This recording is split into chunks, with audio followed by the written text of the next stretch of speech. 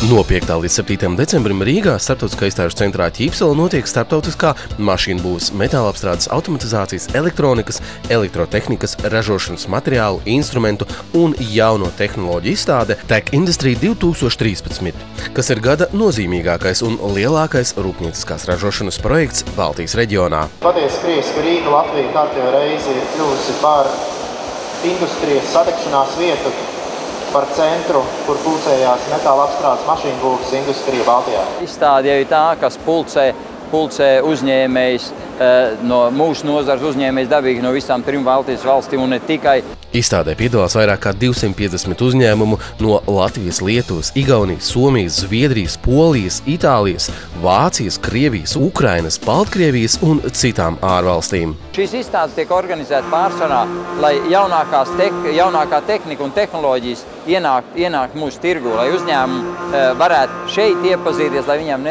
nebūtu jāskrāj pa pasauli un jāmeklē, kur ko var dabūt, jo viņš to visu var sākumu var apskatīt šeit, ja, un pēc tam izvēlēties, ko viņam konkrēti vajag.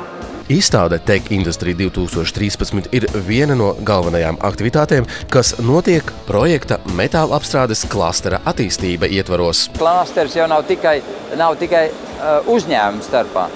Šeit jau arī ir visas mācību iestādes ietverts, kuras gatavo speciālists nozarei, un ne tikai visai tautsaimniecībai. Tāpēc un arī klāsteri ietvaros notiek arī pasniedzēja apmācības un daudz tādas lietas, kas ir vajadzīgas, lai veicinātu attīstību. Šobrīd jau praktiski ir arī Nacionālā attīstības plānā ietvert industrializācijas politika, industrializācijas sadaļa varētu teikt. Kā tad mēs viņu panāksim? Mēs viņu varam panākt tikai tādā gadījumā, ja mēs attīstam vispār visu inženieru nozars. Mums katru gadu 3-4 jaunu uzņēmumu vismaz nāk nozare iekšā. Ja? Mums šobrīd vajag iniciatīvas cilvēks, ļoti daudz, kas paši ir gatavi veidot savu uzņēmumu, var izdomāt savu produktu, savu nišu atrast, ja, tirgū. Tā kā jābūt tādiem patstāvīgiem un uzņēmīgiem.